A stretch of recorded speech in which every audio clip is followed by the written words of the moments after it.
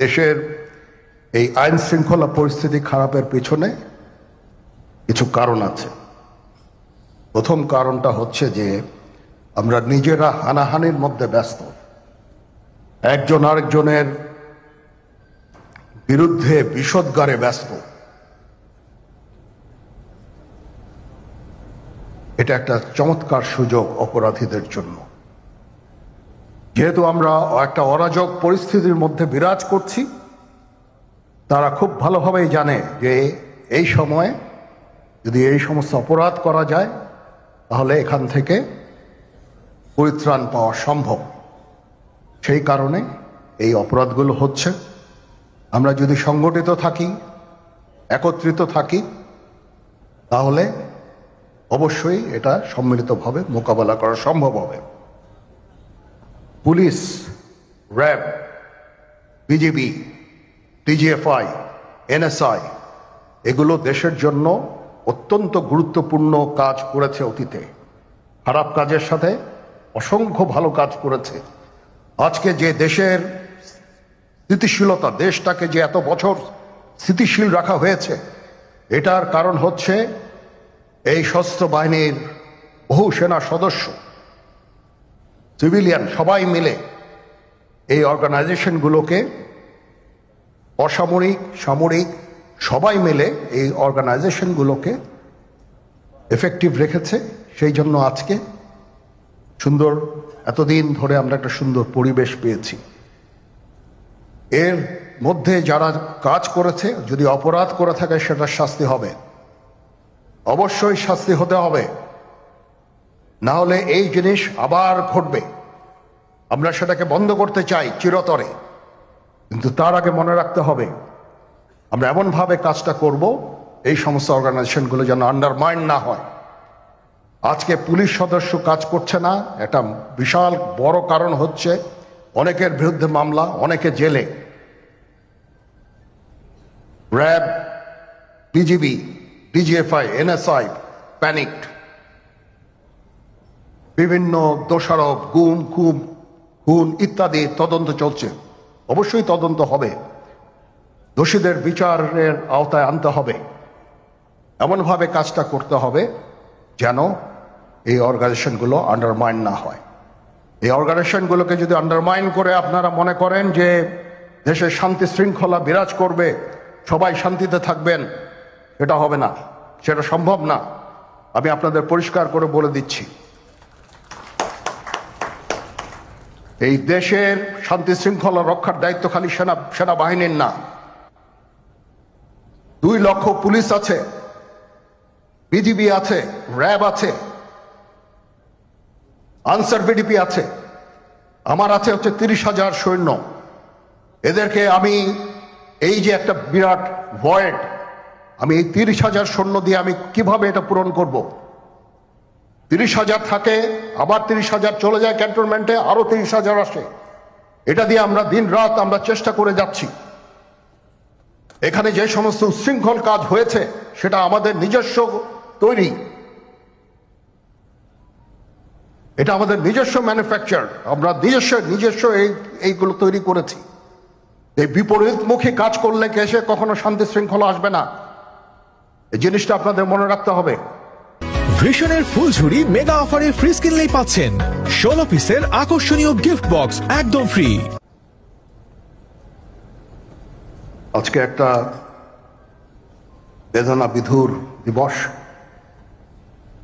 2009 সালের 25শে ফেব্রুয়ারি আমরা এই 57 জন চৌকস সেনা অফিসার, এবং শুধু তাই নয়, আমাদের কিছু কিছু পরিবারবর্গর সদস্যদের আমরা হারিয়েছি।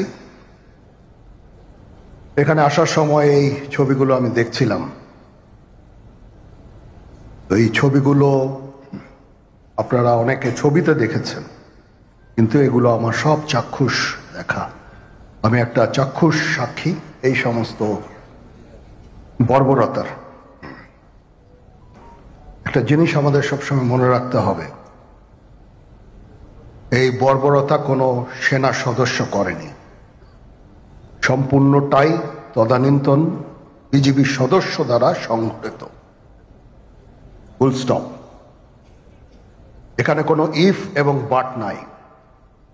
এখানে যদি ইফ এবং বাট আনেন, এই যে বিচারিক কার্যক্রম এতদিন ধরে হয়েছে, 16 বছর ধরে 17 বছর ধরে যারা জেলে আছে, যারা কনভিক্টেড, সেই বিচারিক প্রক্রিয়া ব্যাহত হবে।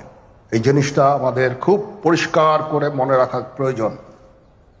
এই বিচারিক প্রক্রিয়াকে নষ্ট করবেন না। যে সমস্ত সদস্য শাস্তি পেয়েছে তারা শাস্তি পাওয়ার যোগ্য।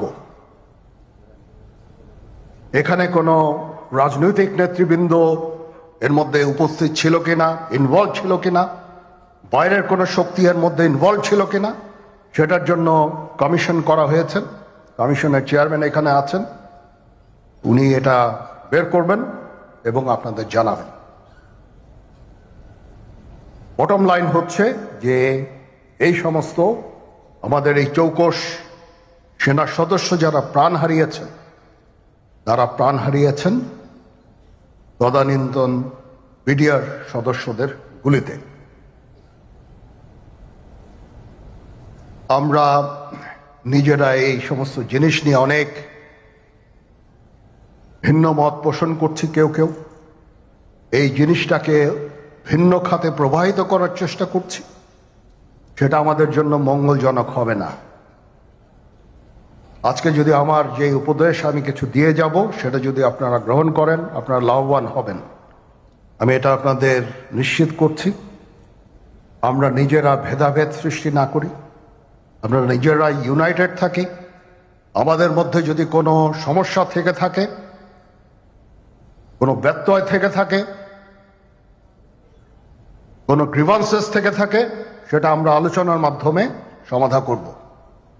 এটার জন্য ডানে বায়ে দৌড়িয়ে কোনো লাভ হবে না, নিজের ক্ষতি ছাড়া কোনো লাভ হবে না। আমি আপনাদের এই জিনিসটা নিশ্চিত করে দিচ্ছি।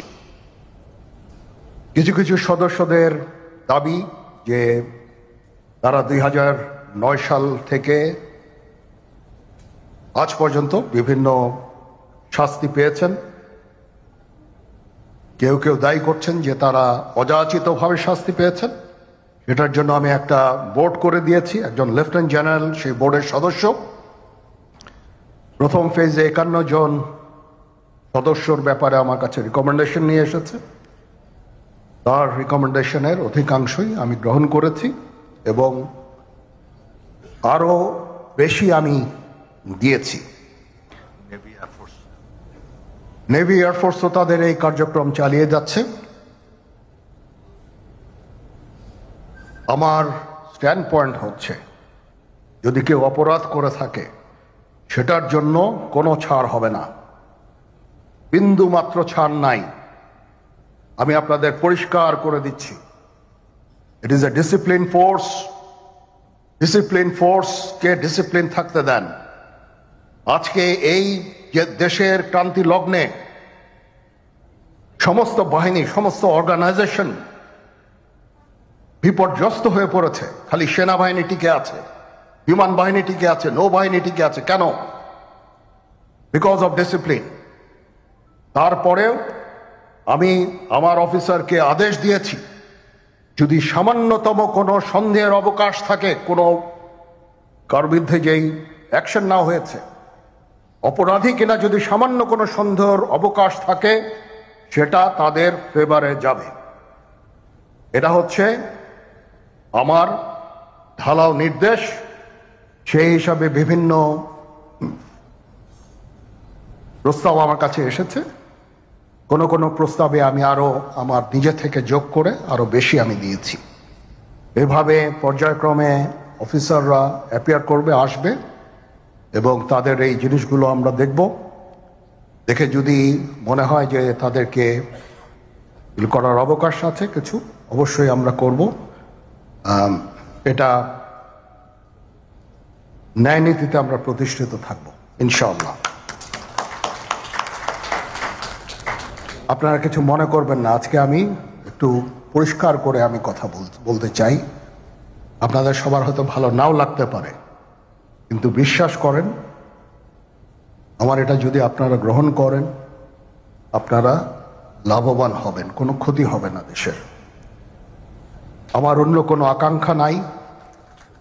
আমার একটাই আকাঙ্ক্ষা, দেশ এবং জাতিটাকে একটা সুন্দর জায়গায় রেখে ছুটি করা। I had enough. Was last 7-8 months I had enough. আমি চাই দেশ এবং জাতিকে একটা সুন্দর জায়গায় রেখে আমরা সেনানিবাসে ফেরত আসব।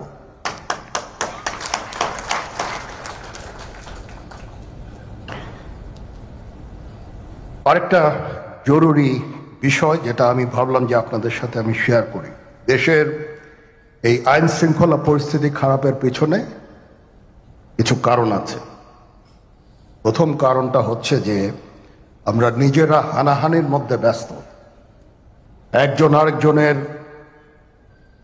বিরুদ্ধে বিষোদ্গারে ব্যস্ত।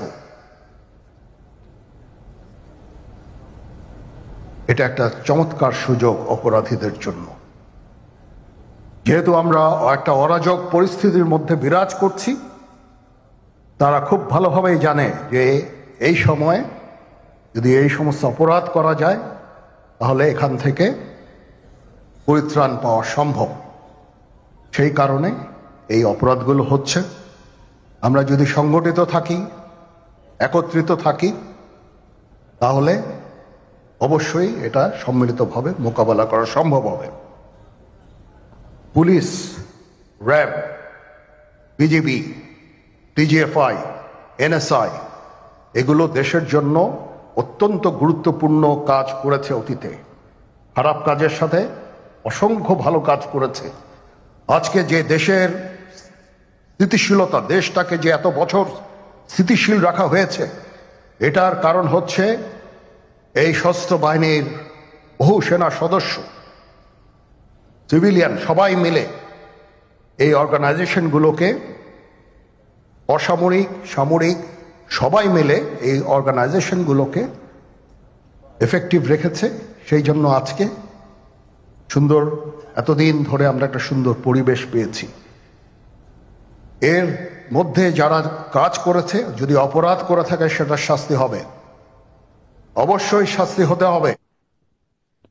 দেশের বর্তমান অন্তর্বর্তীকালীন সরকার 10 মাসেও জাতীয় নির্বাচনের সুস্পষ্ট তারিখ ঘোষণা করেনি। ফলে রাষ্ট্র এবং রাজনীতিতে এক ধরনের অনিশ্চয়তা সৃষ্টি হয়েছে, এবং এই অনিশ্চয়তা সৃষ্টি হওয়ার কারণে আমরা যদি খেয়াল করি, দেশে অর্থনৈতিক কর্মকাণ্ড বলা যায় প্রায় স্থবির হয়ে পড়েছে। জনগণের ভোটে নির্দিষ্ট মেয়াদের একটি স্থিতিশীল সরকার না থাকায় দেশে কাঙ্ক্ষিত বিনিয়োগও হচ্ছে না। আমরা এখানে উপস্থিত প্রায় প্রত্যেকেই গণমাধ্যমে খবরে দেখেছি, ব্যবসায়িক সংগঠনগুলো বলছে নানা কারণে ইতিমধ্যেই শত শত শিল্প কলকারখানা বন্ধ হয়ে গিয়েছে।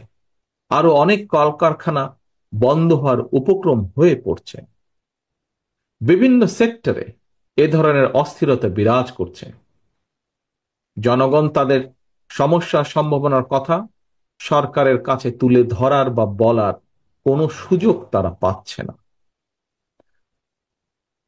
সম্মানিত সভাপতি, সম্মানিত নেতৃবৃন্দ, অন্তর্বর্তীকালীন সরকারের উপদেষ্টাদের সঙ্গে স্বাভাবিক কারণেই জনগণের কোনোই যোগাযোগ নেই। বিভিন্ন শ্রেণী পেশার মানুষের সমস্যা, সম্ভাবনা কিংবা দুঃখ দুর্দশা সম্পর্কে অনেক উপদেষ্টাই ওয়াকেফাল নন। তারা অফিসে বসে ফাইলপত্র দেখে জনগণের সমস্যা চিহ্নিত করে সমাধানের চেষ্টা হয়তো কেউ কেউ করছেন। জনগণের সঙ্গে সরাসরি যোগাযোগ ছাড়া প্রশাসন নির্ভর, ফাইল নির্ভর বা ফাইল ওয়ার্ক দিয়ে সকল সমস্যার সমাধান যদি করা যেতই, তাহলে তো নিশ্চয়ই রাজনৈতিক দল বা রাজনীতির প্রয়োজন হতো না। প্রিয় উপস্থিতি, দেশের জনগণ সরাসরি নিজেদের পছন্দের প্রার্থীকে ভোট দিয়ে একটি জবাবদিহিমূলক সরকার প্রতিষ্ঠিত করতে প্রস্তুত।